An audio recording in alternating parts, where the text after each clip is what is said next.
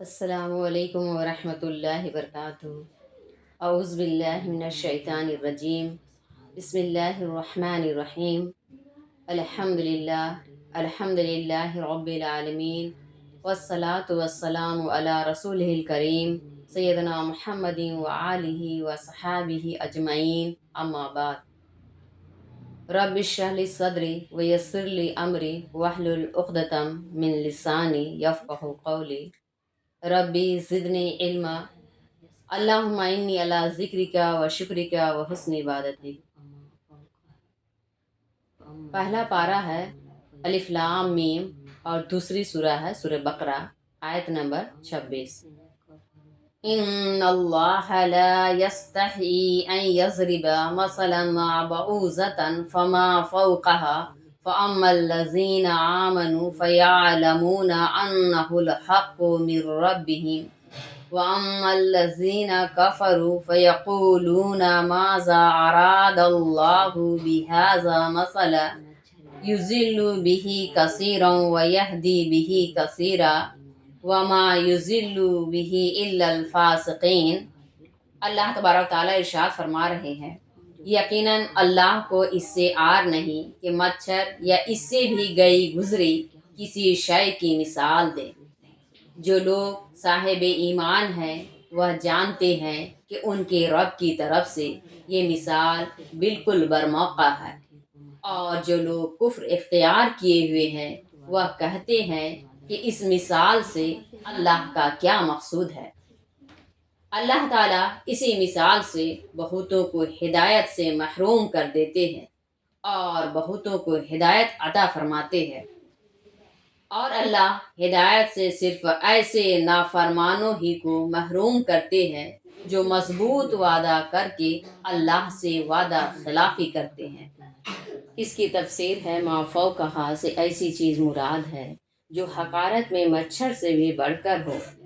بعض اہل کفر اس بات پر معترض تھے کہ قرآن خدا کی کتاب ہے، اس کے باوجود اس میں مچھر مکھی وغیرہ کا تذکرہ ہے، جو اللہ کی جلالت شان اور اس کی کتاب کی عظمت کے خلاف ہے۔ ظاہر ہے کہ یہ ایک نامعقول بات تھی۔ حقیر چیز کی مثال حقیر چیز ہی سے دی جائے گی۔ اگر قرآن میں بتوں اور مورتیوں کے عجز کی مثال مچھر مکھی سے دی گئی ہے تو یقیناً یہی اس موقع کے لیے بہترین مثال ہے۔ اگر ہاتھی اور شیر سے اس کی مثال دی جاتی تو یہ مقصود کے خلاف ہوتا، یعنی ایمان نہ لانے والوں نے اس مثال کی معقولیت پر اعتراض کیا جو ان کے لیے گمراہی کا باعث ہوا، اور مسلمانوں نے اس کی تصدیق کی تو یہی ان کے ایمان میں اضافہ کا سبب بن گیا۔ آگے فرمایا جا رہا ہے، توجہ دے تاکہ بات ذہن میں رہے۔ حضرت آدم علیہ السلام کی تخلیق کے بعد اللہ تعالیٰ نے تمام بنی آدم کو حضرت آدم علیہ السلام کی پشت میں ظاہر فرمایا اور ان سے اپنی توحید کا اور رب ہونے کا اقرار لیا، جس کا قرآن مجید میں ذکر موجود ہے۔ شاید اسی کا نتیجہ ہے کہ خدا کی طرف لپکنا انسان کی فطرت کا حصہ ہے، اور اگر آدمی سماجی اور خاندانی اثر سے آزاد ہو کر کائنات کے وجود یا خود اپنے وجود میں غور کرے اور عبرت کی نگاہ ڈالے تو خدا کے اقرار پر مجبور ہو جائے۔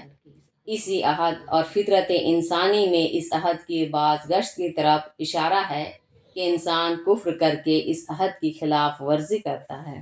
الذین ینقضون عہد اللہ من بعد میثاقہ ویقطعون ما امر اللہ بہ ان یوصل ویفسدون فی الارض اولئک ھم الخاسرون۔ کیف تکفرون باللہ وکنتم امواتا فاحیاکم ثم یمیتکم ثم یحییکم ثم الیہ ترجعون۔ هو الذی خلق لکم ما فی الارض جمیعا ثم استوی الی السماء فسواہن سبع سماوات وہو بکل شیء علیم۔ تبارک تعالیٰ ارشاد فرما رہے ہیں، جس چیز کو اللہ نے جوڑے رکھنے کا حکم دیا اسے کاٹتے ہیں اور زمین میں فساد برپا کرتے ہیں، یہی لوگ نقصان اٹھانے والے ہیں۔ تم کیسے اللہ کے ساتھ کفر کرتے ہو حالانکہ تم بے جان تھے۔ اللہ نے تمہیں زندگی بخشی، پھر تمہیں موت دیں گے، پھر دوبارہ زندہ کریں گے، پھر اللہ ہی کے پاس تم لوٹائے جاؤ گے۔ وہی ہے جس نے تمہارے واسطے زمین کی تمام چیزیں پیدا کی، پھر آسمان کا ارادہ کیا اور 7 درست آسمان بنا دیے، اور اللہ ہر چیز سے واقف ہے۔ اس کی تفسیر ہے، توجہ دے تاکہ بات ذہن میں رہے، یعنی اللہ تعالیٰ نے جن تعلقات کو جوڑنے، قائم کرنے اور قائم رکھنے کا حکم دیا، جیسے خدا اور بندہ کا تعلق، انبیاء اور امتوں کا تعلق، اور ایک انسان سے دوسرے انسان کا تعلق، ان کو یہ توڑنے کے مرتکب ہے۔ اور اس کی دلیل وہ سلوک ہے جو یہ پیغمبر اسلام صلی اللہ علیہ وسلم اور ان کی پیروی کرنے والوں کے ساتھ روا رکھتے تھے۔ آگے فرمایا جا رہا ہے، فساد سے اسلام کی مخالفت، مسلمانوں سے عداوت اور ظلم و ناانصافی مراد ہے۔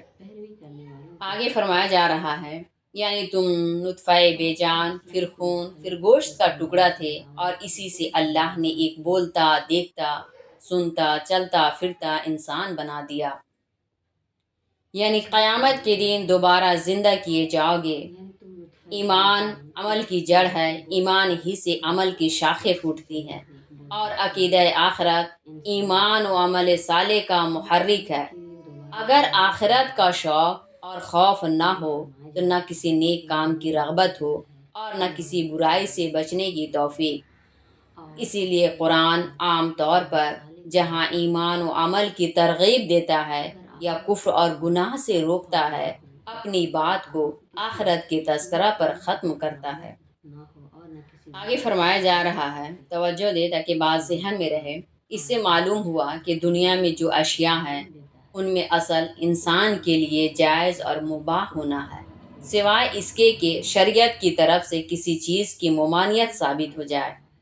یہی حکم معاملات میں بھی ہے کہ معاملات کے جو طریقے مروج ہو جائیں، جب تک ان میں ممانعت کی کوئی وجہ نہ ہو، درست ہوں گے۔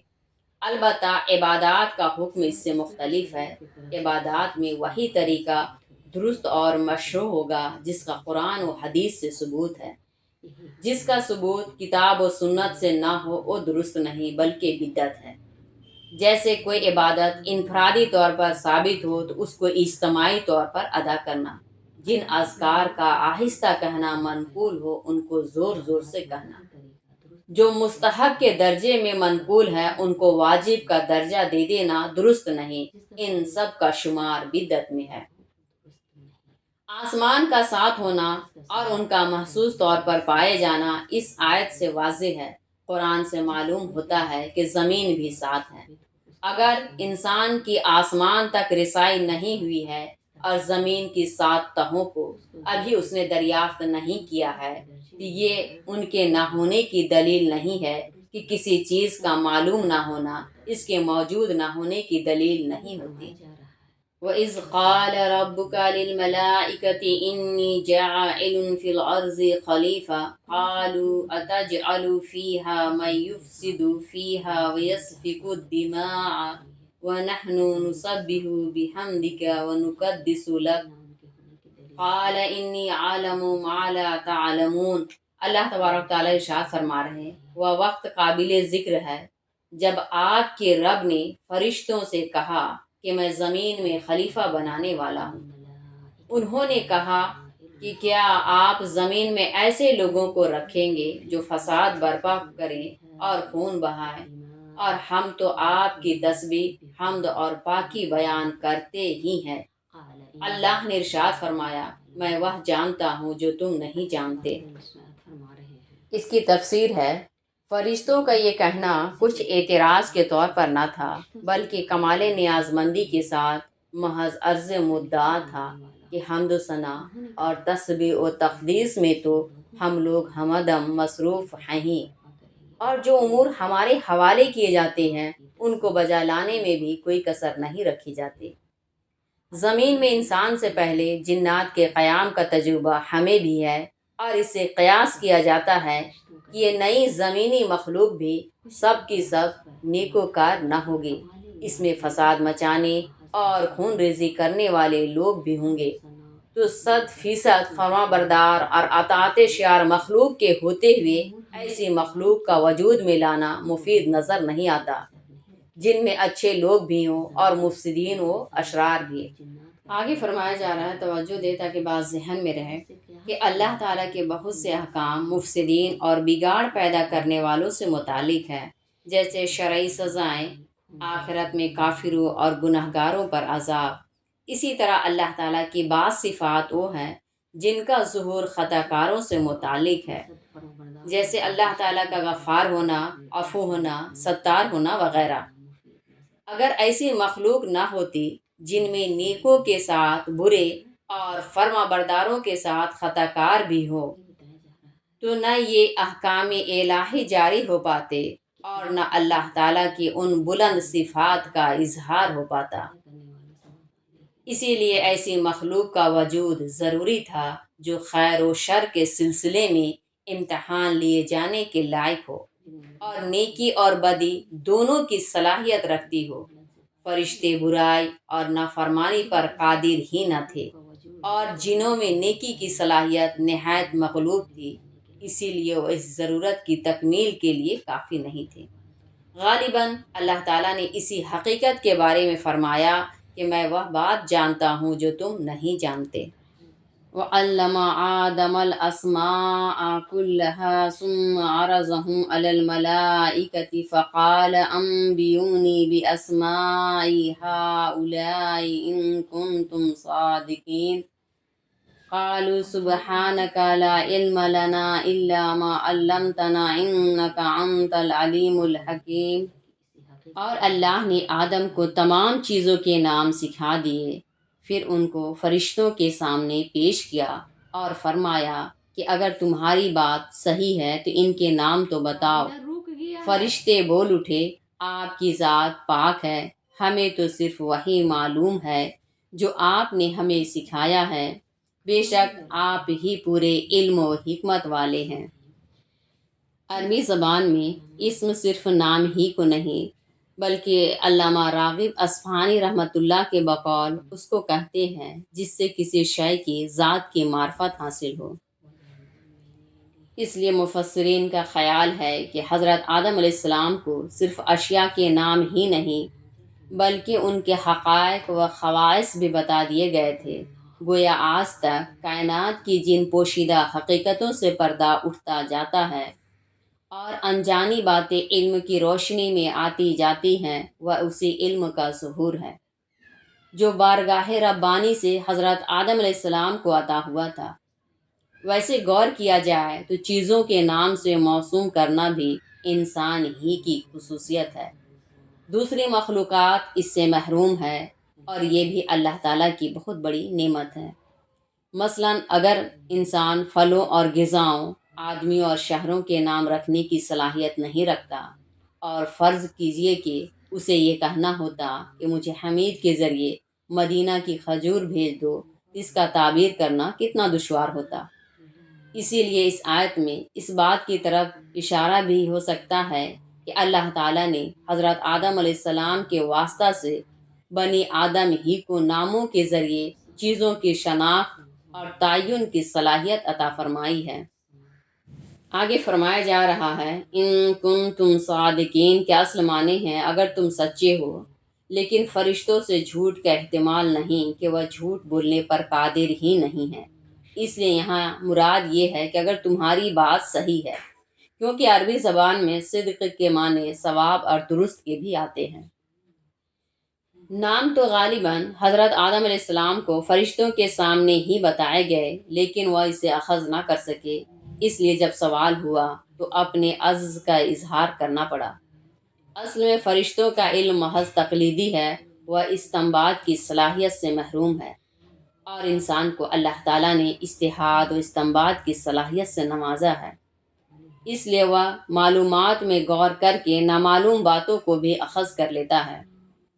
آگے فرمایا جا رہا ہے، یعنی زمین میں احکام الہی کو جاری کرنے کے لیے علم و فہم بھی مطلوب ہے، محض صلاحیت کافی نہیں بلکہ صلاحیت بھی ضروری ہے۔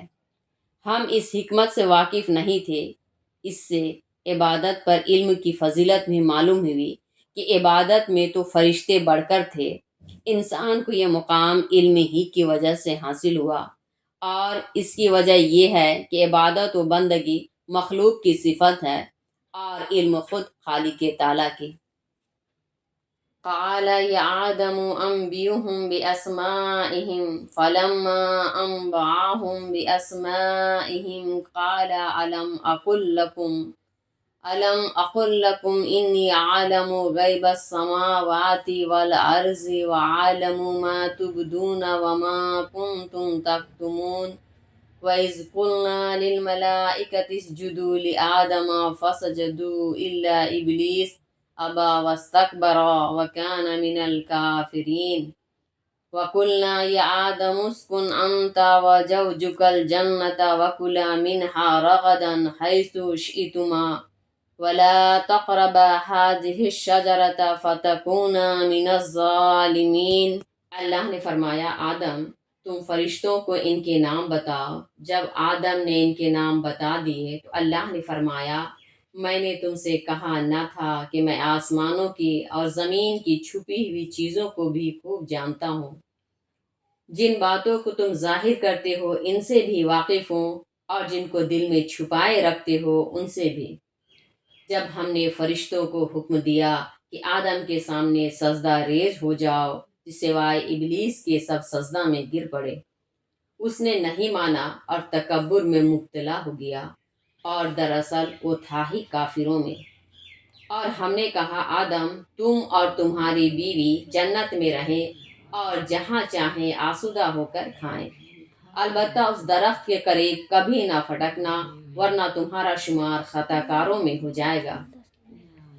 اس کی تفسیر ہے، سجدہ سے کیا مراد ہے؟ بعض حضرات کی رائے ہے کہ اس سے پیشانی کا زمین میں رکھنا مراد نہیں، بلکہ محض حضرت آدم علیہ السلام کی بڑائی اور جلالت شان کو تسلیم کرنا مراد ہے۔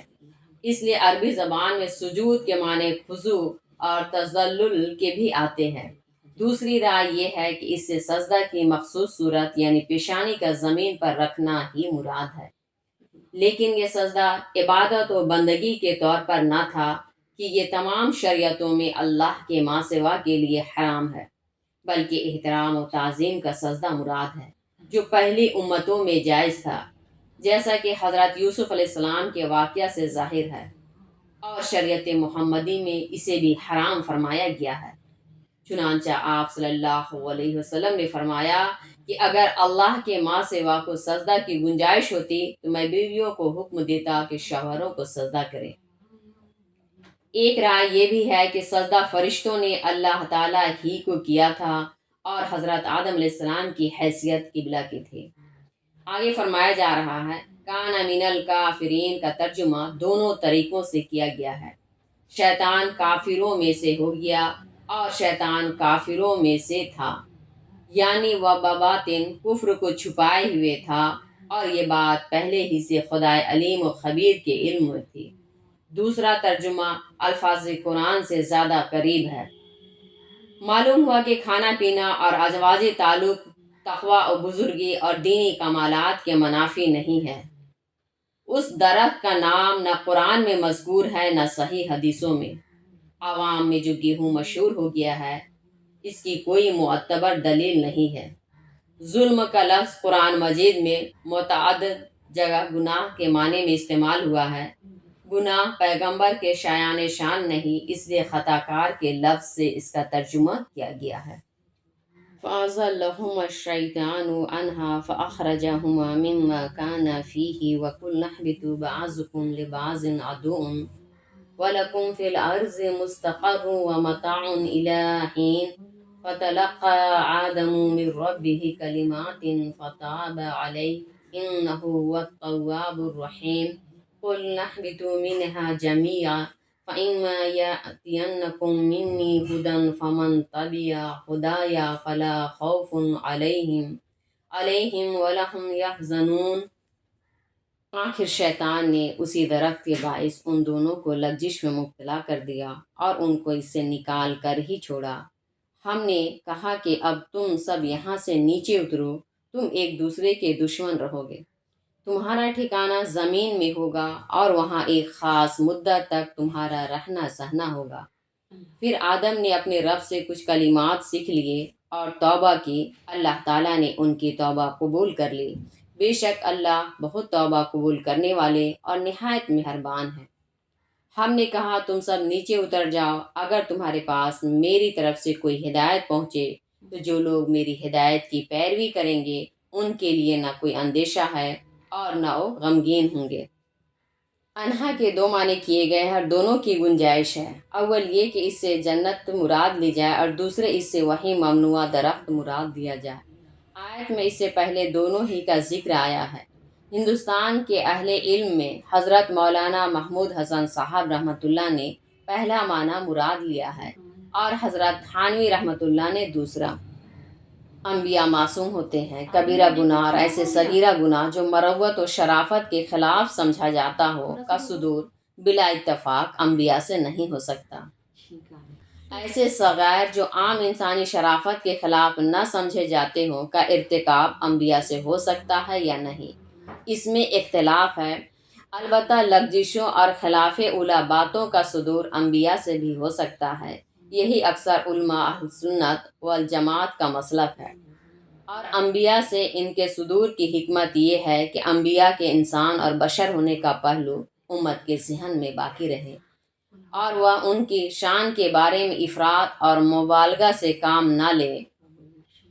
حضرت آدم علیہ السلام کا اس درخت کے پھل سے کھانا، حضرت یونس علیہ السلام کا قبل از نینوا سے ہجرت کر جانا، حضرت موسیٰ علیہ السلام کا بلا ارادہ ایک قبطی کو قتل کر دینا اور آپ صلی اللہ علیہ وسلم کا ایک موقع پر انشاءاللہ کہنا بھول جانا اسی قبیل سے ہے۔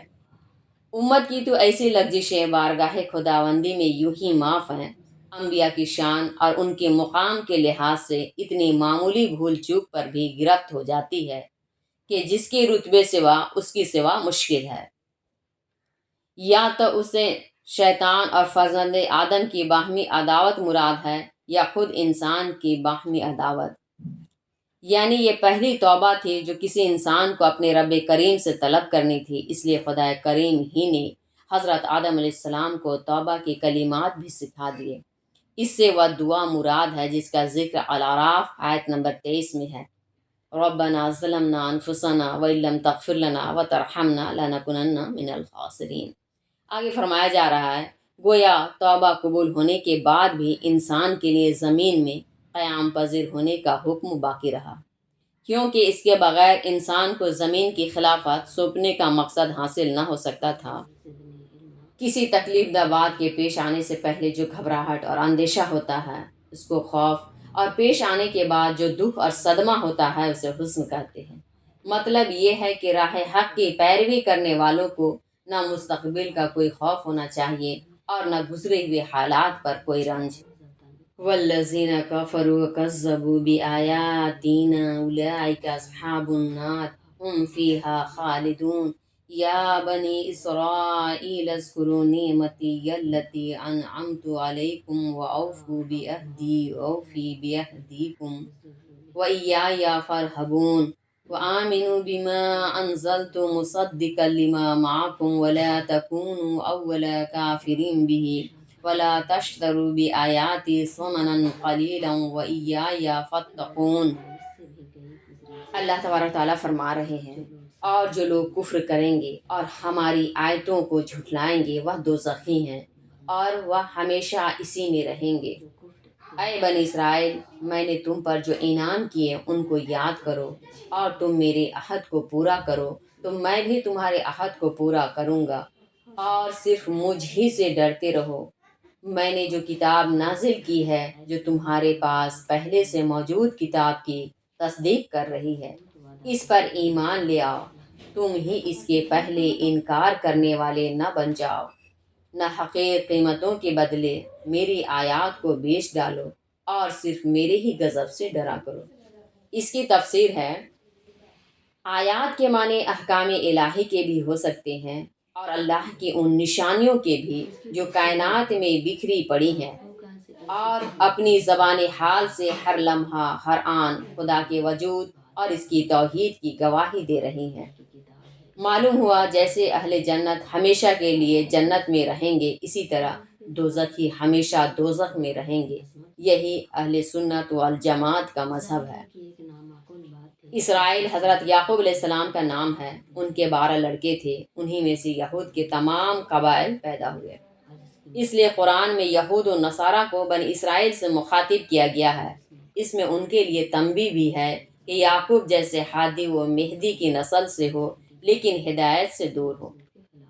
بنی اسرائیل کو دنیا میں جو غلبہ دیا گیا اور اکثر انبیاء کرام کو ان کی نسل سے پیدا فرمایا گیا، اسی طرف اشارہ ہے۔ تورات میں یہود سے ہمیشہ احکام خداوندی پر کاربند رہنے کا عہد لیا گیا تھا، اور اس پر اللہ تعالیٰ کی طرف سے یہ وعدہ تھا کہ تم کو تمام قوموں میں ایک خصوصی مقام دیا جائے گا۔ بائبل کے الفاظ میں تم ساری قوموں سے زیادہ میرے ایک خزانہ میں خاص ہوگے۔ اسی دو طرفہ عہد کا غالباً یہاں ذکر فرمایا گیا ہے، یعنی عزت و جاہ اور مال و زر کے ہاتھ سے نکلنے کا خوف نہ کرو، جو یہودیوں کے اسلام قبول کرنے میں اصل رکاوٹ تھا۔ تورات و انجیل کی تصدیق کے بجائے خود قرآن مجید کی صداقت کی دلیل ہے۔ انبیاء کرام کا طریقہ یہی ہے، وہ ایک دوسرے کی تصدیق کرتے ہیں، اس لیے کہ ان سب کا سرچشمہ ہدایت ایک ہی ہے۔ اس کے برخلاف اہل دنیا اپنی عظمت جتانے کے لیے ایک دوسرے کی تکذیب کرتے ہیں اور دوسرے کو نیچا دکھا کر اپنا قد اونچا کرنے کی کوشش کرتے ہیں۔ یعنی تمہیں کفر و انکار کی قیادت نہ کرو، اس لیے کہ فطری طور پر سماج کے پڑھے لکھے لوگ جب کسی بات کا انکار کرتے ہیں تو عوام بھی ان کے پیچھے ہو لیتے ہیں۔ یہود اہل کتاب ہونے کی وجہ سے عرب میں صاحب علم تصور کیے جاتے تھے۔ مشرکین عرب کو اپنے امی اور ان پڑھ ہونے کا خود اعتراف تھا، اس لیے ان کا انکار دوسروں کو بھی انکار پر آمادہ کرتا تھا۔ گویا یہ دوہرے جرم کے مرتکب تھے، خود گمراہ رہنے کے اور دوسروں کو گمراہ کرنے کے۔ اس لیے ان سے یہ بات فرمائی گئی۔ اللہ کے کلام کے مقابلہ بظاہر کتنی بڑی قیمت ادا کر دی جائے حقیر ہوگی، اس لیے اس میں مطلق کلام خداوندی کو بیچنے کی ممانعت ہے، خواہ کم قیمت لی جائے یا زیادہ۔ فاتقون کے معنی مجھ سے یعنی میرے غضب سے ڈرو کے بھی کیے گئے ہیں، اور میرے غضب سے بچو کے بھی، دونوں کی گنجائش ہے۔ وَلَا تَلْبِسُوا الْحَقَّ بِالْبَاطِلِ وَتَكْتُمُوا الْحَقَّ وَأَنْتُمْ تَعْلَمُونَ وَأَقِيمُوا الصَّلَاةَ وَآتُوا الزَّكَاةَ وَارْكَعُوا مَعَ الرَّاكِعِينَ أَتَأْمُرُونَ النَّاسَ بِالْبِرِّ وَتَنْسَوْنَ أَنفُسَكُمْ وَأَنْتُمْ تَتْلُونَ الْكِتَابَ أَفَلَا تَعْقِلُونَ وَاسْتَعِينُوا بِالصَّبْرِ وَالصَّلَاةِ وَإِنَّهَا لَكَبِيرَةٌ إِلَّا عَلَى الْخَاشِعِينَ۔ اللہ تبارک تعالیٰ ارشاد فرما رہے ہیں، حق کو باطل کے ساتھ غلط ملت نہ کرو اور نہ جانتے بوجھتے حق کو چھپاؤ، نماز قائم کرو، زکوٰۃ ادا کرو اور میرے سامنے جھکنے والوں کے ساتھ جھک جاؤ۔ کیا تم لوگوں کو تو بھلائی کا حکم دیتے ہو اور اپنے آپ کو بھول جاتے ہو، حالانکہ تم کتاب الہی کی تلاوت بھی کرتے ہو؟ کیا تم عقل سے کام ہی نہیں لیتے؟ صبر اور نماز کے ذریعے مدد چاہو۔ نماز بے شک دشوار ہے، لیکن خدا کا خوف رکھنے والوں پر دشوار نہیں۔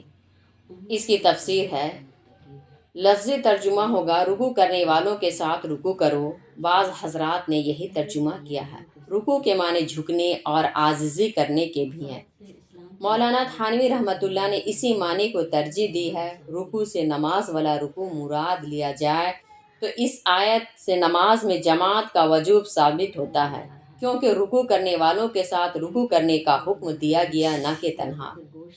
آگے فرمایا جا رہا ہے، اہل مکہ علماء یہود سے آپ صلی اللہ علیہ وسلم کی نبوت کے بارے میں استفسار کرتے تو بعض اوقات وہ اعتراف کرتے کہ آپ صلی اللہ علیہ وسلم کے اندر وہ علامات موجود ہیں جو پہلی آسمانی کتابوں میں آخری نبی کے لیے بتائی گئی ہیں، مگر عزت و جاہ کے حرص خود ان کو مسلمان ہونے نہ دیتی۔ اسی کا ذکر ہے جس میں آپ صلی اللہ علیہ وسلم کے نبی ہونے کے بارے میں پیشین گوئیاں موجود تھیں۔ توجہ دے، کتنی خوبصورت بات بتائی گئی کہ نماز تعلق مع اللہ کا عنوان ہے۔ مومن کے لیے یہی تعلق سب سے بڑا ہتھیار اور فتح و نصرت کی کلید ہے۔ کلید مینس چابی۔ اسی لیے پیغمبر اسلام صلی اللہ علیہ وسلم نے مختلف انسانی ضروریات سے متعلق نمازیں رکھی ہیں، بارش کے لیے استسقا، سورج و چاند گرہن کے موقع پر کسوف و خسوف کی نماز، استغفار کے لیے نماز جنازہ۔ گناہ ہو جائے تو نماز توبہ، کسی معاملہ میں مفید اور غیر مفید پہلوؤں کے باب تردد ہو تو نماز استخارہ، اور کوئی بھی حاجت درپیش ہو تو نماز حاجت۔ صبر کے معنی برداشت کرنے کے ہیں۔ جب آدمی بے برداشت ہو جاتا ہے اور ٹھنڈے دل سے سوچنے کے بجائے مشتعل جذبات کے ساتھ کسی مسئلہ پر غور کرتا ہے تو بے ترتیبی اور بد ترتیبی کا شکار ہو جاتا ہے۔ پس صبر ہوش گو کے ساتھ تدبیر کے مطابق کام کرنے کا نام ہے۔ اللہ کی طرف توجہ اور دنیا میں سنجیدہ تدبیر، یہی کامیابی کی کلید ہے۔ اس لیے ان دونوں کو خدا کی مدد حاصل کرنے کا ذریعہ قرار دیا گیا ہے۔ اللہ تبارک تعالی ہم سب کو عمل کرنے کی توفیق عطا فرمائے۔ السلام علیکم ورحمۃ اللہ۔